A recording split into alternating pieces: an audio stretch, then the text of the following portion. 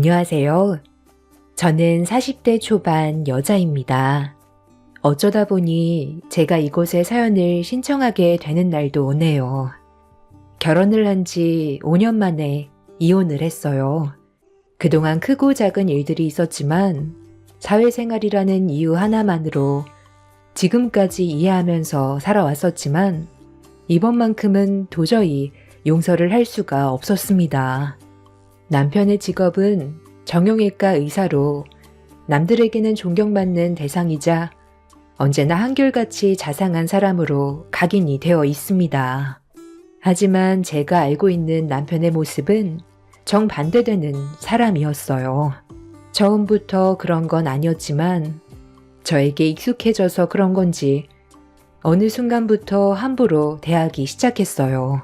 언제나 버릇처럼 아무렇지도 않게 막말을 퍼부었던 그런 남편의 겉과 속이 다른 이중적인 모습이 싫어서 이혼까지도 생각을 했었지만 쉽게 결정을 내리지 못했던 이유는 뱃속에 있던 아이 때문이었어요. 임신을 하기 전에 미리 남편의 성격을 알았더라면 뒤도 안 돌아보고 바로 이혼을 결정했었겠죠.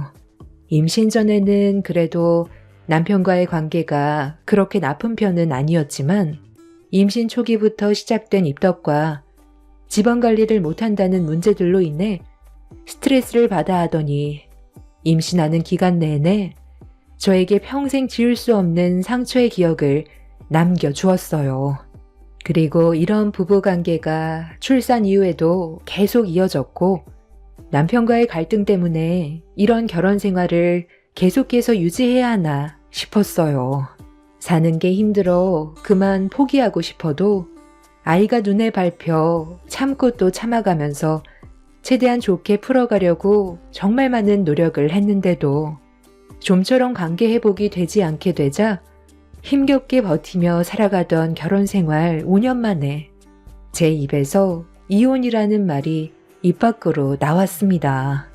그런데 저는 정말 심각하게 얘기하고 있는데도 남편은 조금의 미묘한 감정도 변하지 않았어요. 오히려 더 큰 목소리로 저에게 막말을 퍼부었고 그동안 잘 먹고 잘 살게 해줬는데 감사함을 모른다면서 오히려 이혼이라는 단어를 먼저 꺼냈다는 거에 분노를 터뜨렸어요.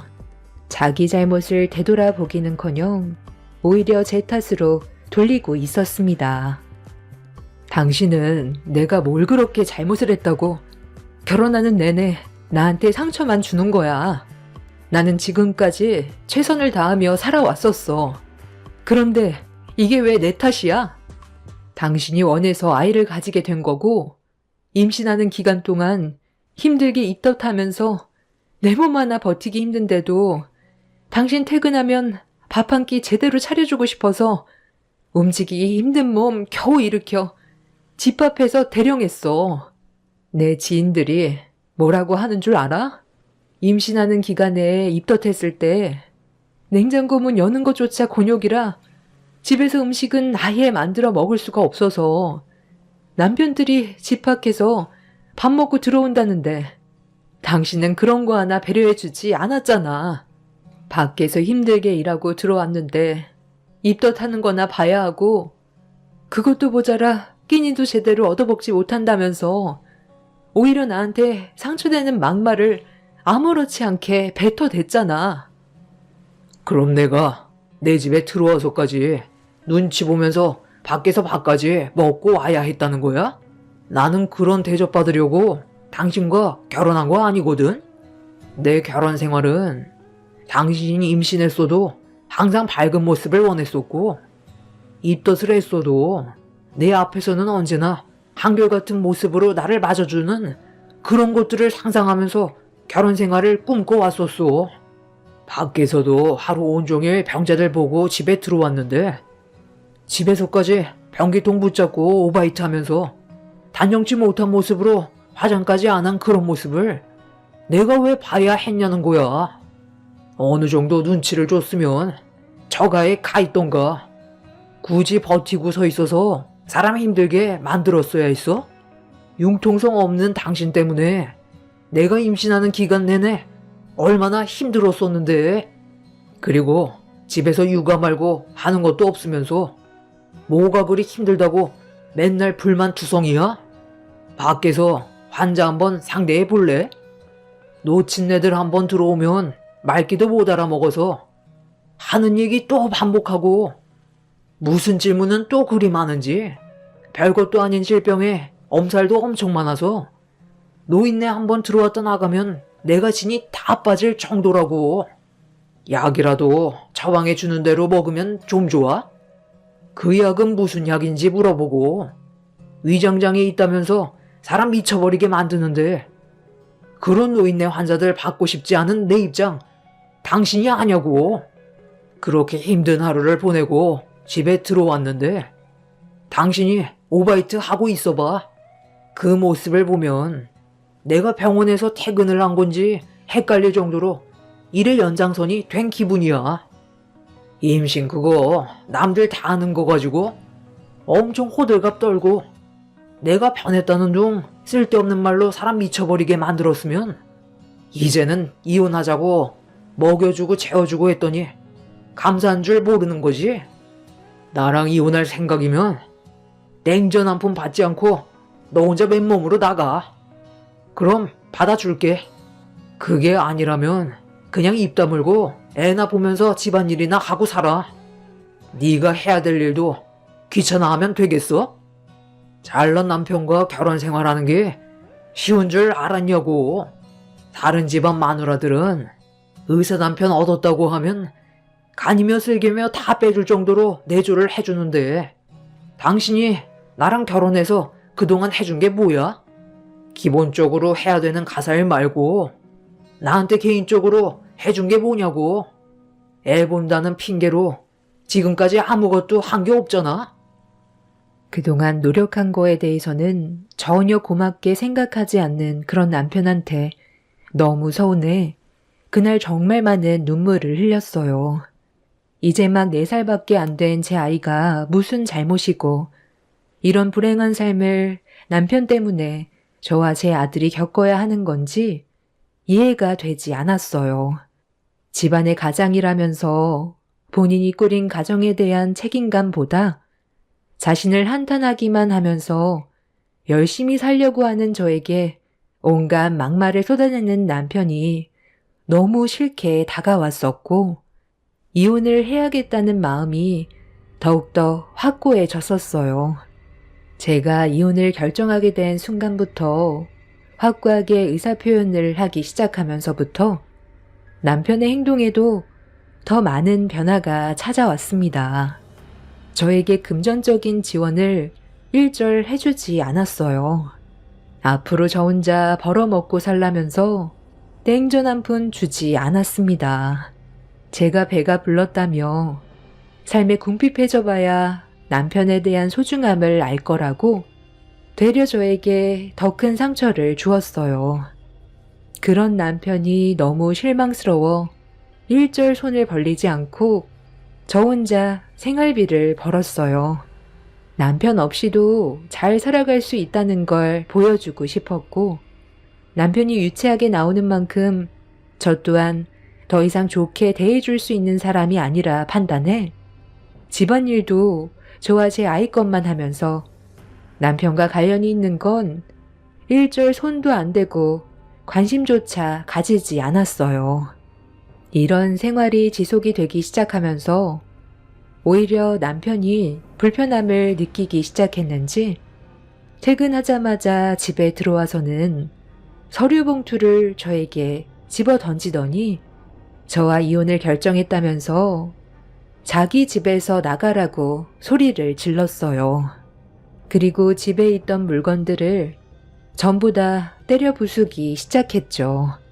방 안에서 아이가 자고 있다가 놀랐는지 울기 시작했고 이중적인 남편과 같이 살다간 더 큰 일을 겪게 될 것 같아 아이와 이혼 서류를 들고 집을 뛰쳐나왔어요.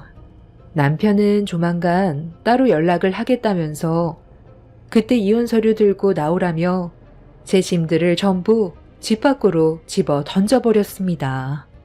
남편은 저와 좋은 관계로 풀어나가려는 노력을 하기보단 자신의 삶을 한탄하면서 저와 함께 살아온 세월을 후회했어요.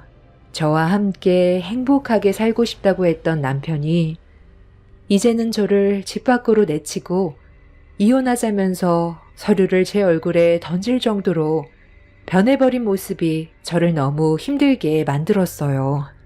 부부로서 함께 살면서 바라는 거라곤 사소한 행복이었지만 그것조차 저희 부부에게는 허용이 되지 않았습니다. 그렇게 제 아이와 친정으로 오게 된 이후 저는 당장 먹고 살아갈 방법부터 찾아야 했어요. 취업을 하기에는 시간이 필요하고 부모님께 손을 벌리는 것도 죄송스러워 대리운전을 이어서 하게 되었습니다. 남편과의 관계가 안 좋다는 걸 부모님께서도 알고 계셨고 남편이 금전적인 지원을 일절 끊어버렸을 때 제 아이를 친정 부모님께 맡기고 잠깐 대리운전을 해본 적이 있었어요.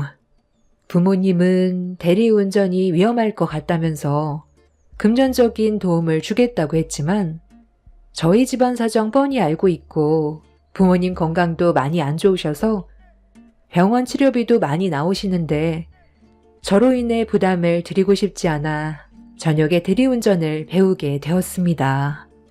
그래도 낮에는 아이를 돌보고 밤에는 부모님께 아이를 맡겨둔 뒤 대리운전으로도 충분히 생활비를 충당할 수가 있었습니다. 남편은 금전적인 지원을 끊어내면 손을 벌릴 거라고 생각했었지만 제가 대리운전으로 돈을 벌게 될 거라는 걸 전혀 예상하지 못했었는지 자신이 생각한 것과 반대로 흘러가는 바람에 더욱더 남편이 화가 났던 것 같아 보였어요.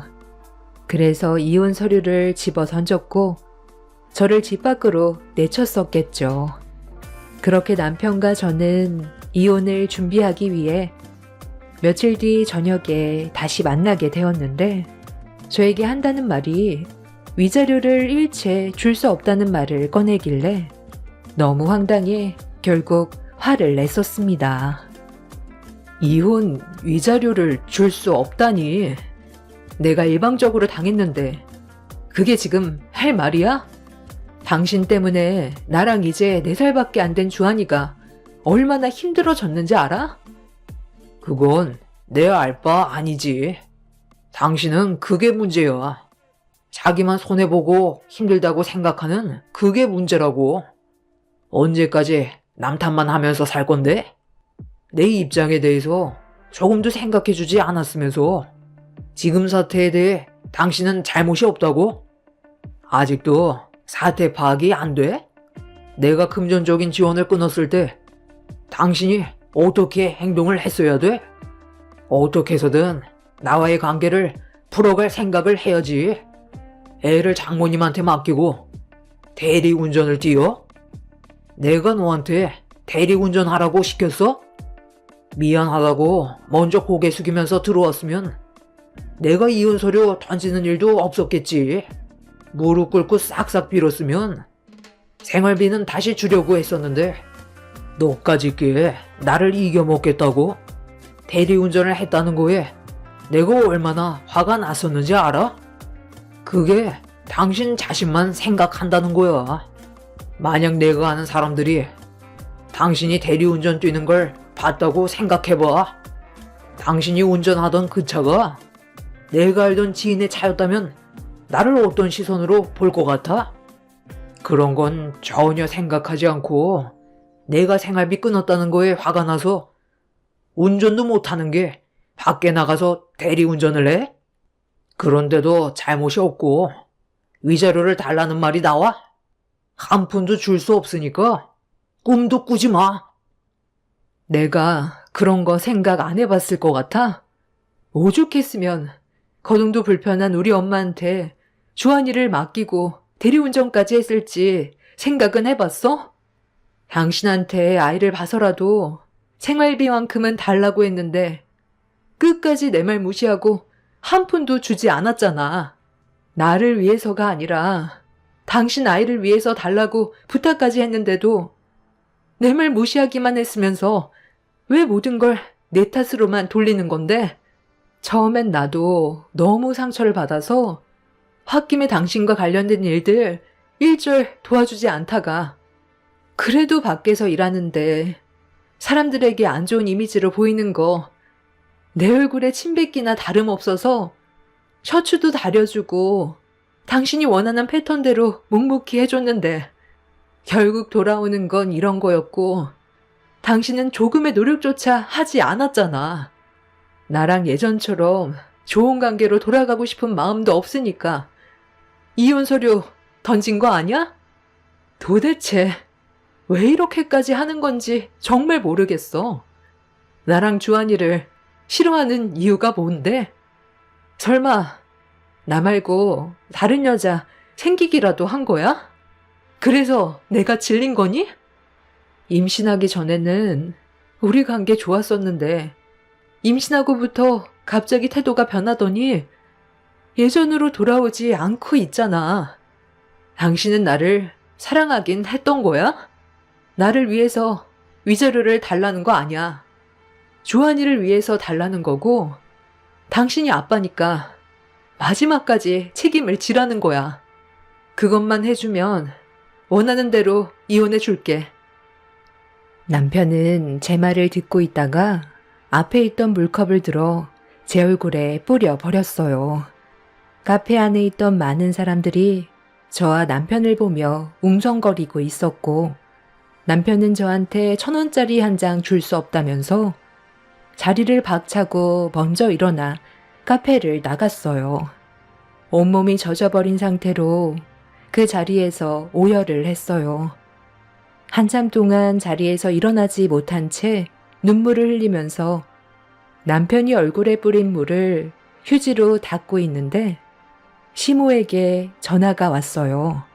남편이 이혼 얘기를 시모에게 꺼냈는지 저희 부부 사이에 금이 갔다는 말을 들었다면서 어떻게 된 영문인지 상황 파악을 해야겠다고 서둘러 시댁으로 오길 원하셨습니다.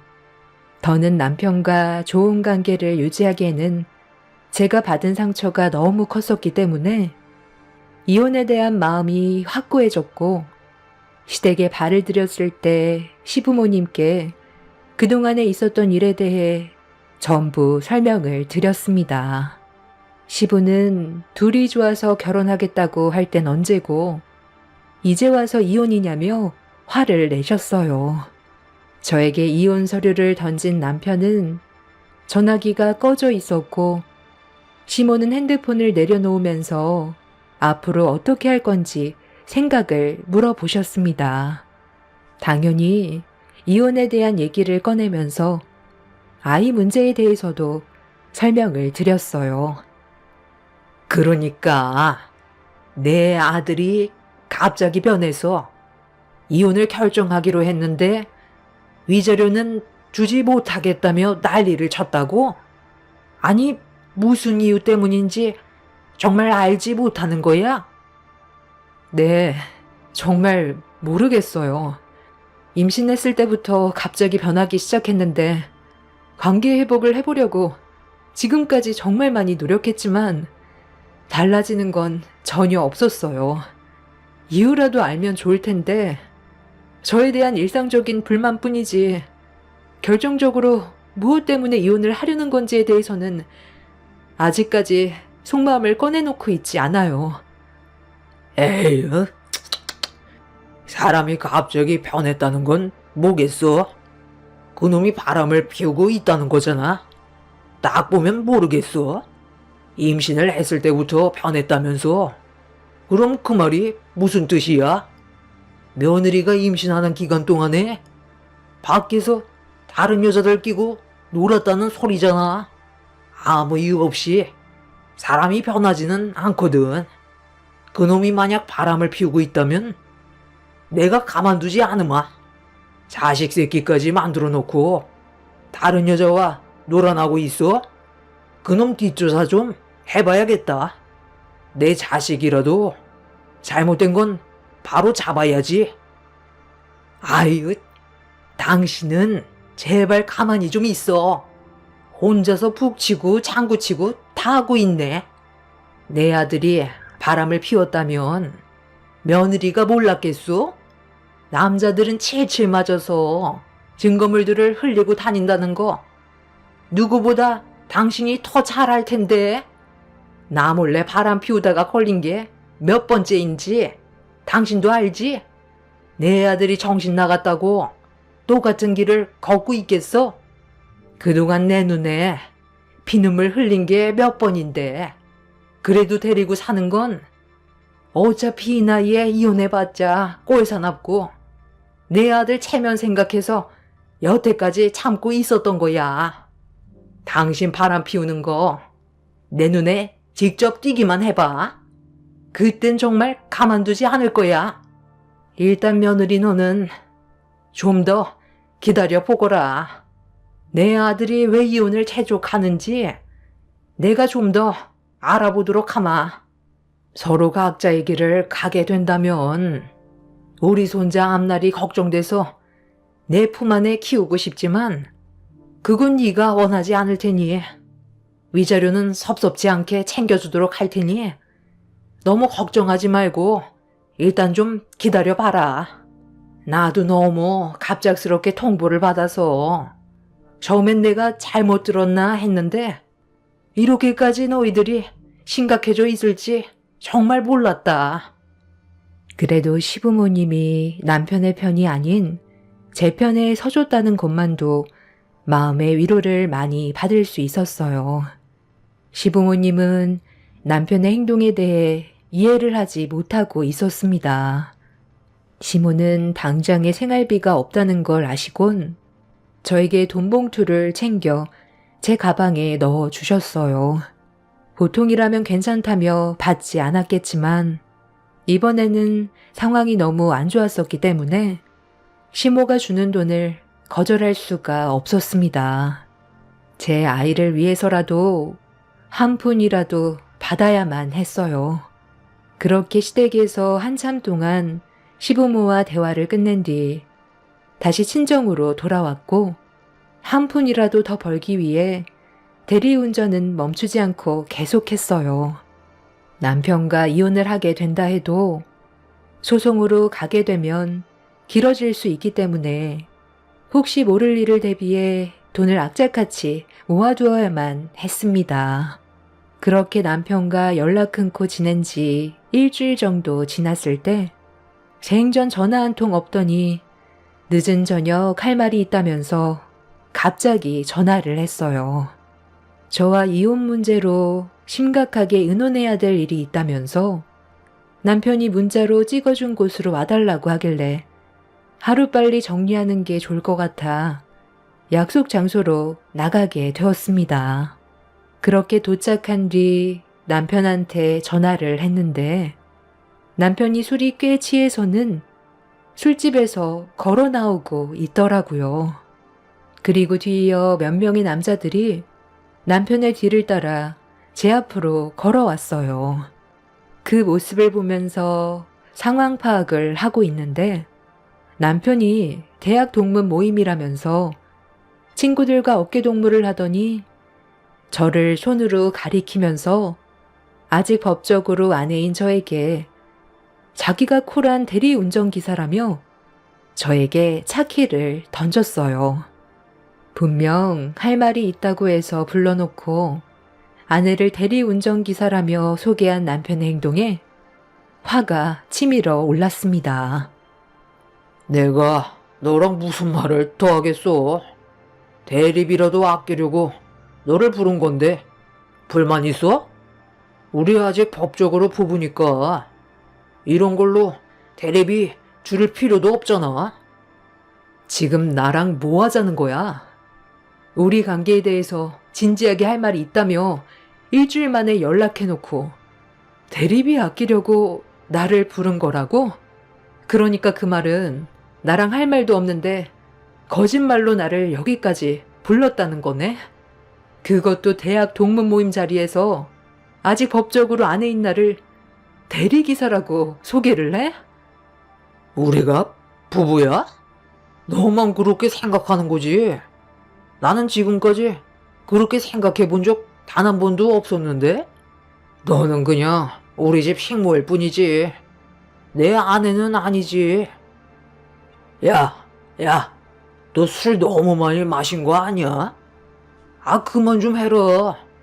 그래도 네가 불러서 여기까지 나왔는데 좋게 하고 들어가야지. 그럼 먼저 들어가라. 나중에 연락하고. 아니, 무슨 일인데 그래? 쟤는 왜 또 소리를 지르는 거야? 무슨 일이라도 생긴 거야? 지금 애들이 2차 가자는데 당신도 같이 갈 거지? 너는 집에 들어갈 거야? 아, 아내분께서 여기까지 데리러 오신 것 같은데 너 정말 잘해야 되겠다. 술 먹고 집에 들어가는데 누가 좋아하겠어. 그런데 데리러 와주기까지 했잖아. 아, 그런데 저분 얼굴이 낯이 익은데 어디서 자주 본 것 같은 얼굴 아닌가? 저기 혹시 저희 구면인가요? 제가 예전에 하도 바빠서 결혼식 참석은 못했었거든요. 저는 남편의 친구분의 말을 듣고 얼굴을 유심히 바라보고 있는데 확실히 어디서 자주 본 것 같은 느낌이 들었어요. 그런데 남편 친구분들 사이로 동문끼리 결혼한 부부팀들이 하나같이 팔짱을 끼는 순간 저는 그 장면을 보자마자 최근에 대리운전을 했을 때의 기억이 번쩍 떠올랐고 눈앞에 펼쳐진 4명의 남편 친구분들이 술집에서 여자를 한 명씩 끼고 나와 차에 올라탔던 게 기억이 났었습니다.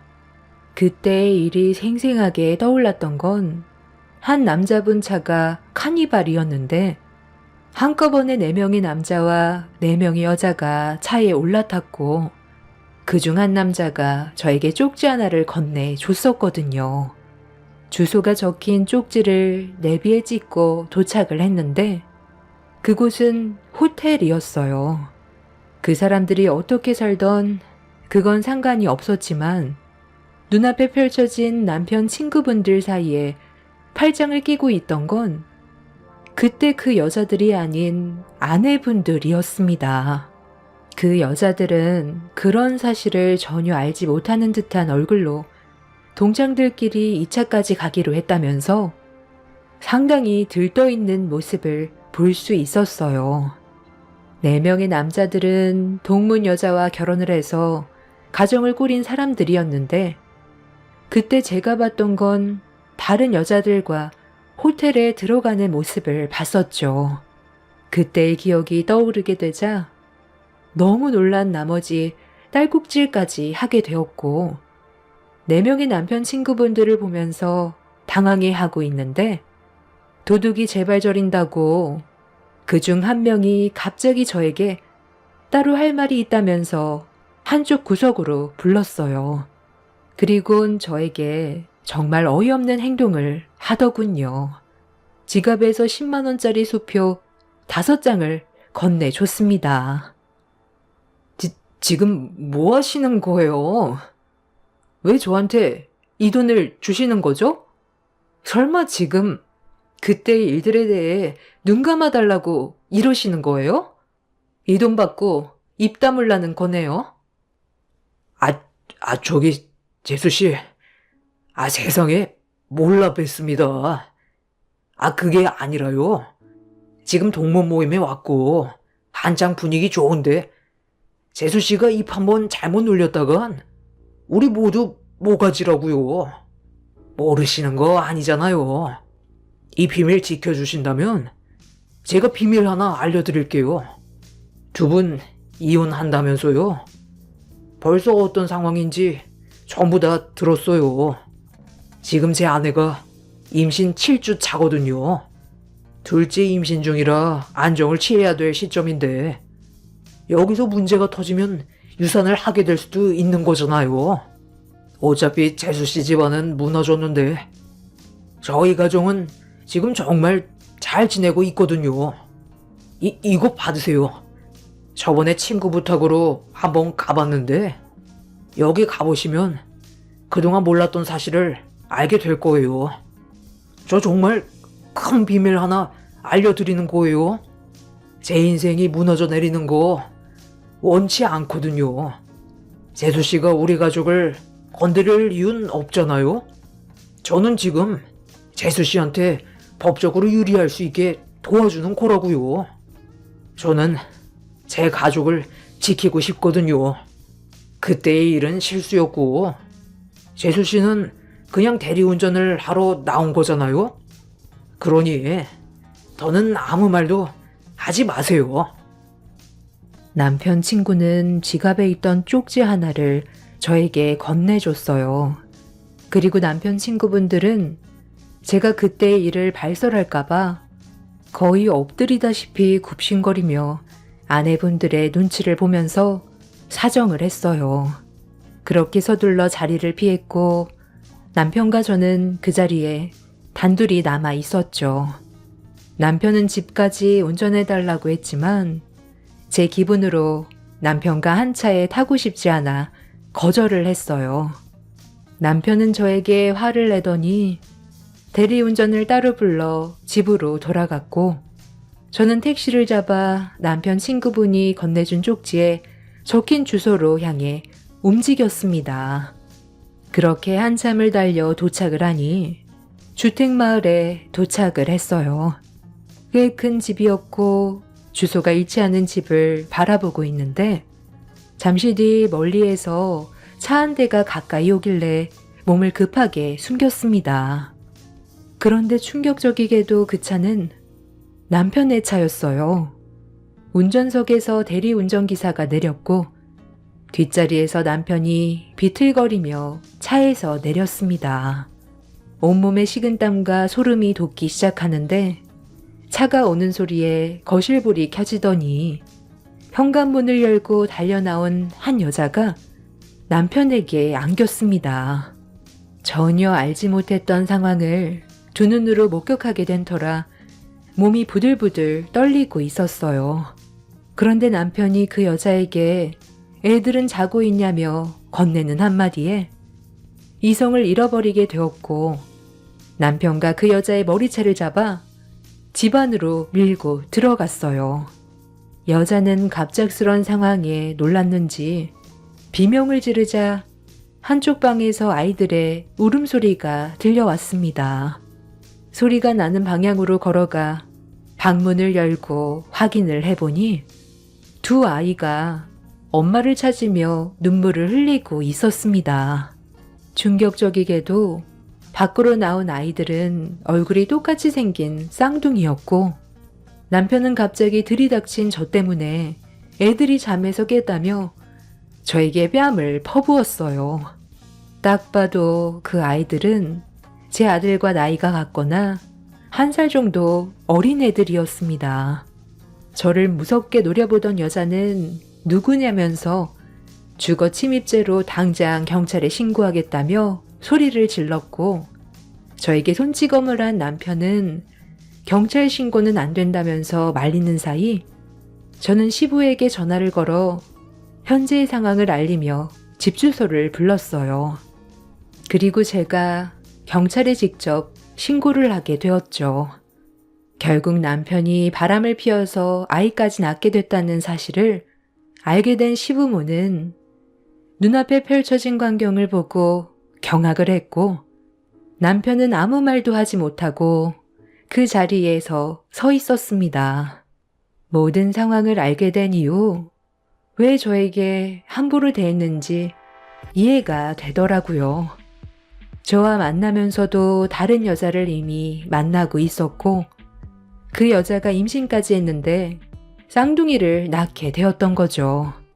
남편에겐 본처의 자식보다 쌍둥이의 아이가 더 마음에 끌렸던 거고 시간이 지날수록 이중생활이 힘들어지자 저를 함부로 대하면서 이혼을 부추겼던 거였어요. 저는 남편과 상간녀를 상대로 소송을 제기했고 남편은 제 얼굴에 손을 올린 행동에 대해서 추가적인 법적 처벌까지 받아야만 하는 심각한 상황까지 오게 되었고 지금 현재 남편과 저는 이 문제로 법적 소송을 진행하고 있는 중입니다. 그런데 얼마 전에 남편이 자신의 아이라고 확신하고 있던 그 쌍둥이의 자식이 남편의 친자가 아니라는 사실이 밝혀졌어요. 일이 커지게 되자 상간녀가 남편의 아이가 아니라고 실토를 하게 되었고, 이 사실을 알게 된 남편은 엄청난 충격을 받은 상황입니다. 어떤 남자의 자식인지도 모르는 아이를 지극정성 키우면서 본초의 친자식은 쓰레기 버리듯 내친 남편이 이제 와서 용서를 구하네요. 그런 모습이 저를 더욱더 질려버리게 만들더군요. 절대 상종하지 않을 생각이고 이대로 법적 처벌 진행할 겁니다. 시부모님께서도 남편을 한 번만 용서해달라고 했지만 이미 제가 받은 상처가 너무 커서 그렇게는 안 될 것 같아요. 받은 만큼 돌려줄 거고 자기가 한 행동들에 대해 얼마나 많은 대가가 따르는지 후회하게 만들 겁니다. 결혼 5년 차에 이런 일이 생겼다는 게 너무 마음이 아프네요. 앞으로 저와 제 아이가 이 험한 세상을 잘 헤쳐나갈 수 있게 많은 분들의 응원 부탁드릴게요. 제 인생에 2번 다시 기억하고 싶지 않았던 사연이었습니다. 감사합니다. 안녕하세요. 저는 몇 달 전 추석 연휴 때 선을 본 뒤에 충격적인 상황을 겪게 된 여자입니다. 이번 일로 인해 알게 된 건 세상이 참 좁다는 거였어요. 절대로 2번 다시 만나고 싶지 않은 사람과 또다시 마주치게 되었거든요. 15년 전에 저는 사랑하는 사람을 만나 결혼을 하고 어여쁜 아이까지 가지게 되었었어요. 젊은 나이였지만 두려울 게 없었고 없이 시작한 만큼 열심히 살아왔었네요. 그런데 남편은 저와 결혼을 한 뒤부터 제가 그동안 알던 사람이 아닌 다른 모습들을 보여주기 시작했어요. 부족한 것들이 많은 만큼 저와 부딪히는 일들도 빈번히 발생했었죠. 지금 당신이 밖에서 친구들이랑 술 먹으며 놀 상황이야? 분유값 하나 사는 것도 손 떨릴 정도로 지금 우리 집안 사정이 얼마나 안 좋은지 당신도 잘 알고 있잖아. 언제까지 이런 식의 삶을 유지할 건데? 양가 부모님께 손 벌리는 것도 어느 정도이지. 내가 친구들이랑 자주 노는 것도 아니잖아. 그냥 술 몇 잔만 하고 오겠다는 건데 그걸 못하게 하냐? 그럼 나는 스트레스를 어디에다 풀라는 거야? 밖에서 치이고 집에 들어와서도 당신 잔소리에 내 숨이 너무 막힌다고. 일찍 들어올 테니까 먼저 자고 있어. 그리고 분유를 살 필요도 없는데 당신이 너무 빨리 젖이 말라버려서 쓸데없는 데에 돈이 나가는 거잖아. 그리고 우리 집안에 손 벌리는 걸 왜 당신이 참견하고 그래? 내가 알아서 할 테니까 당신은 애나 잘 보고 있어. 혼자 살 때는 충분히 그럴 수 있지만 지금은 전혀 다른 상황이잖아. 당신은 집안의 가장이야. 나랑 내 딸을 먹여 살릴 의무가 있는 거라고. 그런데 지금 우리 결혼하고 나서 회사를 몇 번이나 옮긴 거야? 오늘도 나랑 한마디 상의도 없이 퇴사해놓고 스트레스 풀러 나가겠다고? 그럼 집에 혼자 있는 나는? 통장 잔고가 맨날 바닥을 보이고 있는데 내가 받는 정신적 고통은 한 번이라도 생각해 봤어? 아빠가 됐으면 제발 정신 좀 차리고 집안을 키울 생각부터 하라고. 남편은 제 말을 전혀 들을 생각도 없었는지 더 이상 대꾸도 하지 않은 채 집 밖으로 뛰쳐나갔습니다. 아빠라는 사람이 저와 이제 막 세상 밖으로 나온 자기 자식을 지킬 생각은 하지 않고 친구들과 술을 먹으러 나간다는 게 이해할 수가 없었어요. 제대로 된 가정을 꾸리고 개인 생활을 한다면 누가 말리겠어요.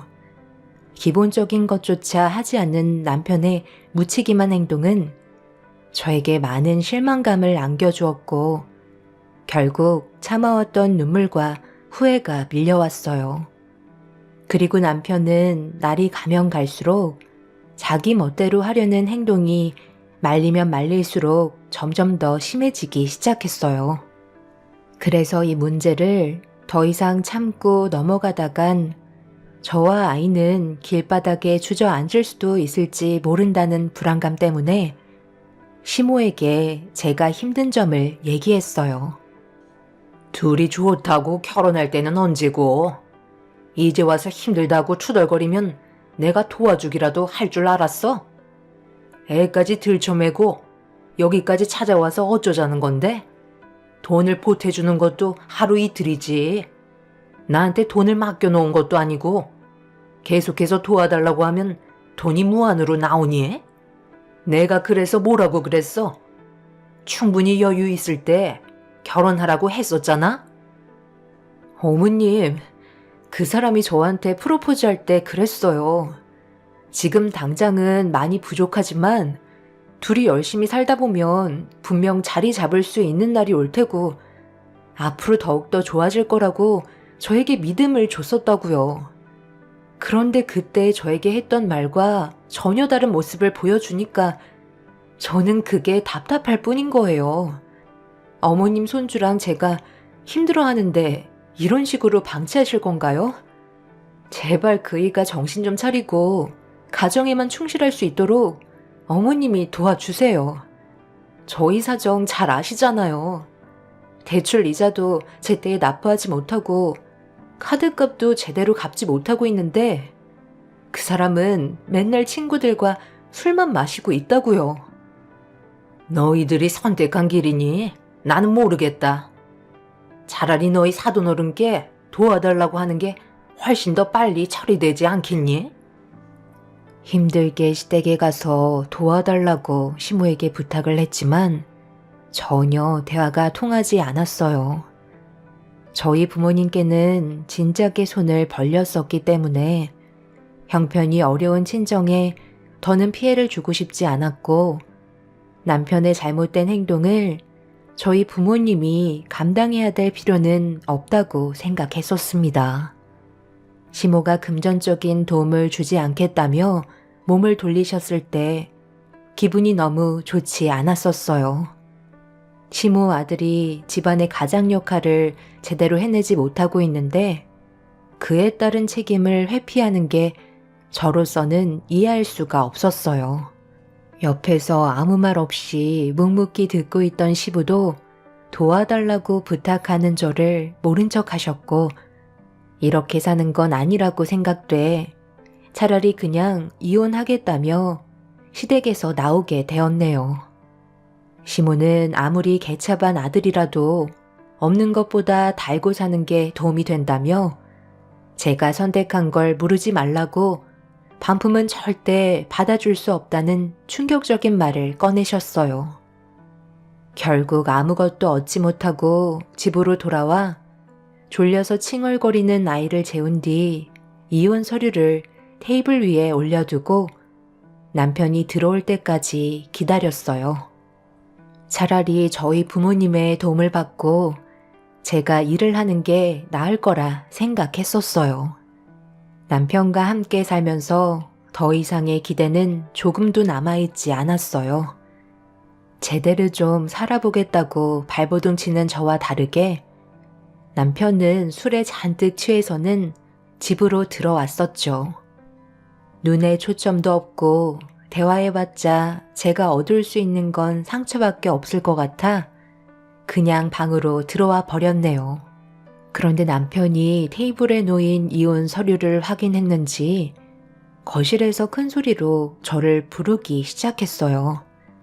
깊이 잠에 빠진 아이가 잠에서 깰까봐 급하게 거실로 나가 조용히 좀 하라고 남편을 진정시키려 했지만 이미 이성을 잃어버린 상태였어요.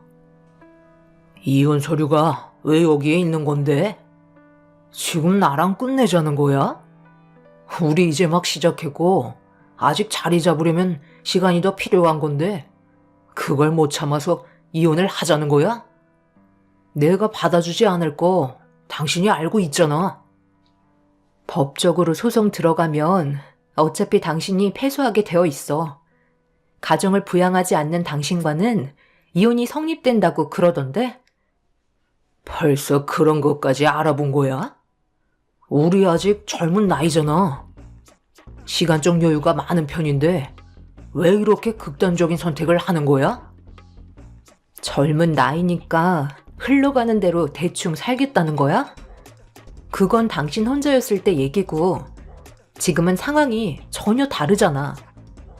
젊은 나이인 만큼 시간 활용을 잘해서 우리 가정이 안정적인 삶으로 살아갈 수 있게 철저한 계획을 세워야 되는 거 아니야? 맨날 돈에 쪼들려서 불안에 떨고 있는 나는 안 보여? 왜 이렇게 이기적이야? 다음날 먹고 살아야 할 걱정을 왜 해야 되는 건데? 뭐 하나 진득하게 하는 것도 없잖아. 이러려고 나랑 결혼한 거야? 어차피 지금 당신이랑 대화해봤자 술에 취해서 얻을 것도 없으니까 그냥 들어가서 잠이나 퍼질러 자. 나중에 다시 얘기해. 이혼하겠다는 내 마음은 변하지 않을 거야. 남편은 저에게 아무것도 아닌 쓸모없는 존재였어요. 둘이 사는 게 혼자 사는 것보다 못하는데 더 이상 남편과 인생을 함께할 필요성을 느끼지 못했습니다. 이제 막 태어난 아이가 앞으로 아빠를 보고 자랄 텐데 배울 점이 하나도 없었기 때문에 이혼하겠다는 제 마음은 조금도 변함이 없었어요.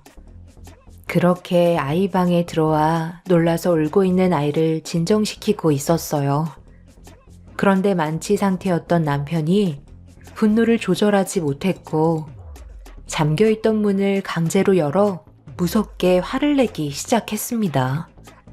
저는 아이를 안고 이성을 잃어버린 남편에게 진정하라고 소리쳤지만 이미 귀를 닫아버려서 제 말은 들리지 않았고 주변의 물건들을 넘어뜨리기 시작했네요. 늦은 저녁이었기 때문에 집안이 소란스러워지자 아래층과 옆집에서 저희 집의 문을 두드리면서 조용히 하라고 얘기했지만 남편은 듣지 않았습니다.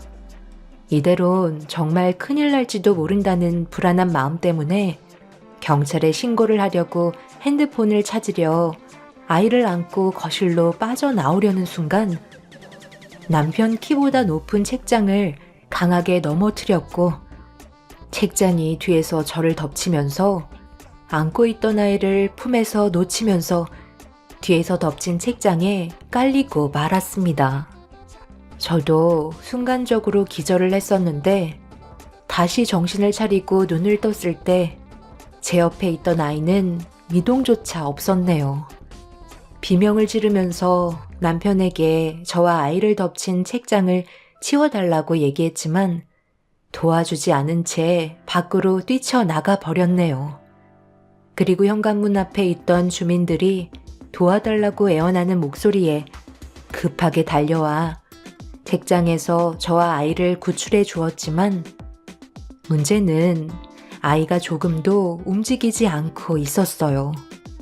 저희를 구해주신 분은 주민분께 119에 신고 좀 해달라고 부탁을 한 뒤에 숨을 쉬지 않는 제 딸에게 심폐소생술을 하기 시작했네요. 하지만 구급차가 와서 응급실로 향하기 전에 이미 제 아이는 심정지 상태로 세상을 떠나고 말았습니다.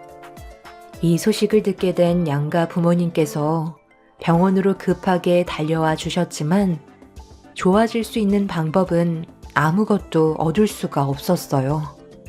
이런 문제로 남편은 오랜 시간 걸리지 않고 경찰에게 연행이 되었지만 저와 아이한테 했던 행동들에 대해서는 전혀 기억을 하지 못하고 있었네요. 그 진실은 본인만 알고 있었을 테지만 남편은 저와 아이한테 했던 행동들에 대해 전부 다 부인하면서 법적으로 잘못이 없다는 판결을 받기 위해 빠져나가려고 변호사까지 선임하는 충격적인 모습을 보여주었습니다. 하지만 법정에서는 남편이 보인 그동안의 행동에 대해 문제가 있다고 판단하게 되면서 남편이 원하는 대로 풀리지 않았어요. 징역을 면하지 못하게 될 것 같자 시모가 저에게 눈물을 쏟아내면서 자기 아들이라고 안 좋은 상황으로 가지 않게 하기 위해 애원하기 시작했습니다. 아이가 세상을 떠난 건 정말 사고였다. 내 아들이 그럴 만한 인물이 아니라는 거 너도 잘 알고 있잖아. 제발 부탁이다. 한 번만 기회를 줄 수 없겠니? 내 아들도 아이의 아빠였는데 얼마나 마음이 아팠겠어? 이렇게 부탁할게. 조용히 해결 보도록 하자. 자식을 잃은 저에게 어떻게 그런 말을 하실 수가 있으세요? 조용히 해결하자고요? 저번에 도와달라고 제가 애원했을 때는 거들떠도 안 보셨잖아요. 그런데 이제 와서 어머님 아들이라고 징역 보내는 건 싫으셔서 저에게 마음에도 없는 말을 늘어놓으시는 거예요? 잘못을 했으면 그에 따른 대가를 치러야 하는 건 당연한 거죠. 저 사람이 정상이었다면 지금처럼 이런 상황이 왔을까요? 본인이 만든 일들인데 누굴 탓하겠어요? 생각 없이 행동한 만큼 충분히 뉘우치고 세상 밖으로 나왔으면 좋겠네요. 평생 감옥에서 썩어도 그 인간은 정신 차릴 사람이 아니겠지만 조금은 뉘우치는 계기가 될 수 있겠죠. 오늘 이 시간 이후로 저희는 2번 다시 얼굴 볼 일 없었으면 좋겠어요. 합의는 절대 없으니 그런 줄 아세요. 남편은 결국 자신의 잘못된 행동에 대한 처벌을 받기 위해 3년의 징역 생활을 해야만 했어요. 그렇게 시댁 집안과의 인연을 마무리하게 되었습니다. 아이의 장례까지 모두 끝낸 뒤 저에게 남겨진 건 저희 가족이 함께 있던 추억만 남겨져 있었네요. 제품에 안겨 있어야 할 아이가 세상을 떠났다는 충격과 아픔은 시간이 지나도 전혀 나아지지 않았어요. 그리고 삶에 대한 의미가 없어진 터라 더는 아무것도 할 수가 없었고 의욕도 사라져버려 한동안 집 밖으로 나오지도 않았네요. 부모님은 제가 받은 충격에서 회복이 될 때까지 뒤에서 묵묵히 기다려 주셨고 몇 년이 지나서야 조금씩 정상적인 생활을 할 수 있었습니다. 그렇게 아픈 마음을 꺼내지 않고 한쪽 구석으로 몰아낸 뒤에 묵묵히 홀로 살아가다 보니 어느새 15년이라는 시간이 흘러버리고 말았네요. 과거의 좋지 않은 기억들 때문에 누군가와 만나 새 출발을 한다는 건 저에게 두려운 마음뿐이었고 홀로 지내는 게 현명한 선택이라고 생각하며 살아오고 있었어요. 하지만 공허한 마음의 외로움은 시간이 지나면 지날수록 저를 더욱더 힘들게 만들었습니다. 삶이 힘든 만큼 누군가에게 의지를 하고 싶었어요. 그런데 주말에 시간을 내어 부모님과 함께 외식을 하면서 이런저런 대화를 주고받던 도중 엄마는 동네 약국에 총각 하나가 있는데 나이대도 저와 비슷해서 다리를 놔줄 테니 선 한번 봤으면 좋겠다는 얘기를 갑자기 꺼내셨어요. 엄마의 돌발적인 부탁에 당황한 저는 생각 없다며 다른 쪽으로 화제를 전환했지만 엄마는 기회를 놓치지 않고 계속해서 밀어붙이며 선자리를 강행하셨어요. 아빠도 그 사람을 몇 번 봤었는데 성격 좋고 정말 괜찮은 사람 같다며 좋은 관계를 만들어가는 것도 나쁘지 않을 거라면서 엄마의 말을 옆에서 거들어주고 계셨네요. 엄마는 이왕 말 꺼낸 거 무라도 썰어봐야겠다고 생각하셨는지 갑자기 약국에 전화를 하셔서는 선자리를 잡았습니다. 약사라는 사람의 목소리가 수화기를 통해 들려왔는데 엄마와 꽤 친해 보이는 사이 같았어요. 약사는 선자리를 거절하지 않았고 정해준 날짜에 장소로 나가겠다며 적극적인 모습을 보여주었네요. 예상하지 못한 상황에서 급하게 만들어진 선자리는 저를 당황스럽게 만들었지만 오랜 시간이 지난 만큼 저 또한 누군가에게 의지하고 싶은 마음에 선자리를 만들게 되었습니다. 그런데 혼자서 약국을 운영해서 그런지 시간 약속 잡는 게 쉽지 않자 얼떨결에 공식 연휴인 추석 때 얼굴을 보기로 결정하게 되었네요. 그렇게 15년 만에 처음으로 이성을 만나는 자리에 나오게 된 저는 그 사람과 조심스럽게 대화를 주고받으면서 서로에 대해 조금씩 알아가며 진지한 대화를 이어 나갔습니다. 저희 둘 다 40대인 만큼 단순하게 만나려고 선자리에 나온 게 아니라는 건 둘 다 잘 알고 있었어요. 그런데 대화가 생각보다 잘 통했고 저 또한 어느새 긴장이 풀려서는 마음 편히 그 사람을 대할 수 있었는데 갑자기 저에게 추석 연휴이고 부모님 집에 근처에 있다며 내친 김에 인사드리러 가면 좋겠다는 돌발 질문에 당황을 하고 말았습니다. 서로 얼굴을 본 지 몇 시간밖에 되지 않았었는데 인사를 드리러 가는 건 저에게 난감한 상황이었죠. 그런데 그 사람은 이미 저희 부모님과 인사도 나눴었고 그동안 좋은 관계 유지하며 잘 지내왔었기 때문에 저도 그 사람의 부모님께 인사드리러 가는 건 괜찮을 것 같다는 말을 꺼내었네요. 얼떨결에 그 사람의 부모님 집에 인사를 드리러 가게 되었고 집 마당에는 온 가족이 시끌벅적하게 떠들면서 명절을 즐기고 있었습니다. 제가 오자마자 그 사람의 집안 사람들이 전부 다 저를 보기 위해 문 앞까지 달려와서는 반갑게 맞아주며 좋은 반응을 보여주셨어요. 그런데 멀리에서 저와 눈이 마주친 한 사람이 그 자리에 서서 저를 멀뚱히 쳐다보고만 있길래 느낌이 이상해 얼굴을 유심히 보고 있었습니다. 저와 마주친 한 사람은 갑자기 몸을 돌려 다른 곳으로 이동하려 했고 저와 선을 본 남자가 저를 소개해주겠다며 데리고 오려던 도중 자기 아내에게 가봐야겠다며 그 사람의 손을 뿌리쳤어요. 갑작스러운 행동에 살짝 당황했는지 어색한 웃음을 보이면서 매형은 자기 누나밖에 모른다며 매형이라는 사람을 보내주었네요. 워낙 멀리에 있어서 제대로 얼굴을 확인하지 못한 채 저를 반겨주신 가족분들께 인사를 드리며 마련해주신 자리에 앉았는데 약사의 누나라는 분은 제가 궁금했는지 급하게 밖으로 나와서는 저를 보며 인사를 건넸어요. 그런데 멀리에서 계속 저를 바라보고 있는 한 남자에게 계속해서 시선이 가게 되었는데 약사의 아버님께서 멀리에서 저를 보고 있는 그 사람을 데리고 제 쪽으로 오고 있었네요. 억지로 끌려오고 있었는데 가까이 다가오는 모습에 저는 너무 놀란 나머지 고개를 돌릴 수밖에 없었습니다.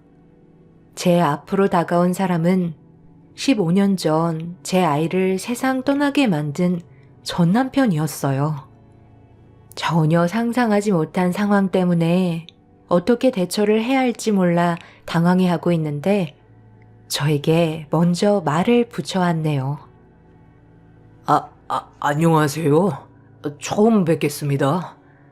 오늘 처남이 선 보러 간다고 했지만 이렇게까지 전개가 빨라질 줄 몰랐네요.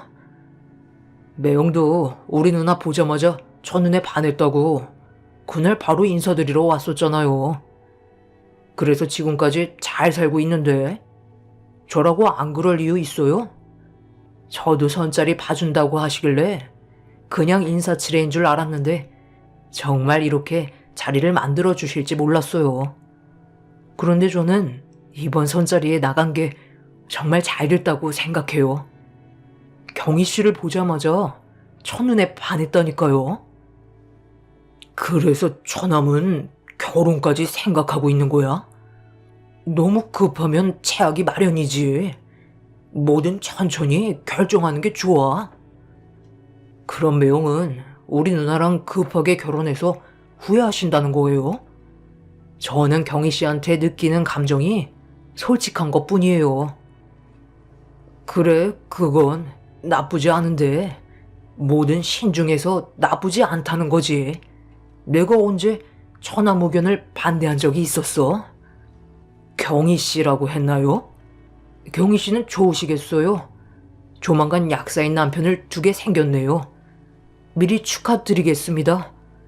저는 애들과 시간을 보내줘야 해서 먼저 자리를 비울 테니 즐거운 시간 되시고 이왕 오신 거 맛있는 거 양껏 드신 뒤 돌아가시면 될 것 같네요. 전 남편은 저를 아예 모른 척하고 있었어요. 저 또한 어떤 상황인지 살피기 위해서 더는 아는 척하지 않았습니다. 그리고 이 사람이 벌써 다른 여자와 살림을 차렸기 때문에 약사와의 인연은 마무리 지어야만 했어요. 그런데 약사는 부모님께 결혼을 서둘러 하고 싶다며 적극적인 마음을 표현하고 있었네요. 그런데 전 남편이 집으로 들어가려 하자 애들이 밖으로 나왔는데 아들 하나와 딸이 둘이나 있더라고요. 아빠라고 부르면서 따라다니고 있는 모습을 지켜보는데 제 속이 말이 아니었습니다. 저와 결혼했을 때와 다르게 그 사람은 안정적인 가정을 꾸리며 살고 있었고 자식을 셋이나 낳고 사는 모습을 보니 저는 너무 화가 치밀어 올랐어요. 전 남편 때문에 저는 제대로 된 삶을 살지도 못했는데 전 남편은 구치소에서 나와 또 다른 여자를 만나 애까지 낳고 사는 모습을 보니 도저히 용서해주고 싶은 마음이 없었네요. 저는 그 사람과 잠깐이라도 대화가 필요했기 때문에 잠시 화장실을 간다며 전 남편에게 눈빛을 보냈고 저희 둘은 화장실 앞에서 대화를 주고받기 시작했어요. 그런데 전 남편은 저에게 사과부터 하지 않고 자신의 가정이 깨질까봐 저에게 겁부터 주고 있었네요. 당신 나한테 솔직하게 얘기해봐. 내가 힘들게 꾸린 가정을 지금 망치러 온 거 아니야? 딱 봐도 복수하러 온 거 같은데? 우리 지금 15년 만에 얼굴 보는 건데 나한테 할 말이 그런 거 말고는 없는 거야?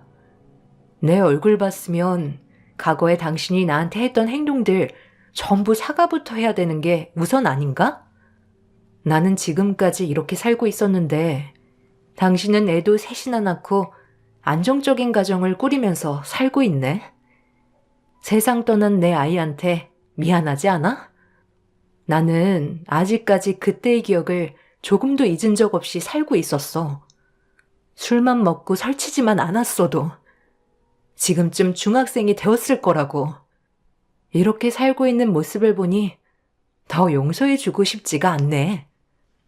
당신이 어떤 사람이었는지 지금 당장 나가서 전부 다 발설하고 똑같이 무너뜨려 주겠어. 그렇게 하기만 해봐. 내가 가만히 둘 것 같아? 애들한테 상처를 주는 순간 당신 인생도 끝나는 줄 알라고. 내가 지금 잃을 게 있을 거라 생각해? 어디서 지금 나한테 큰 소리야? 누가 잃을 게 더 많을 것 같은데? 너도 똑같이 당해봐야 돼. 자식을 잃은 슬픔이 얼마나 아픈지 한번 겪어봐야 한다고.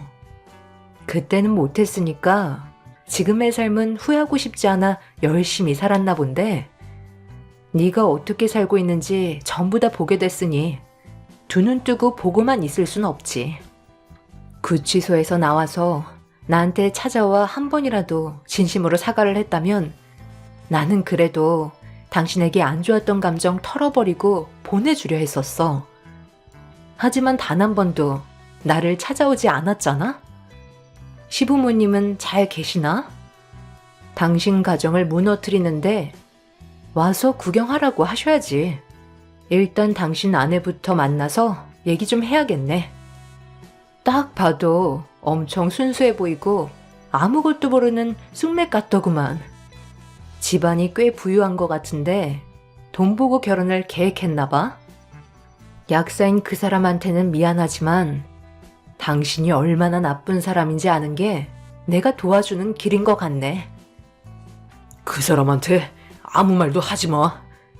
내가 잘못했어.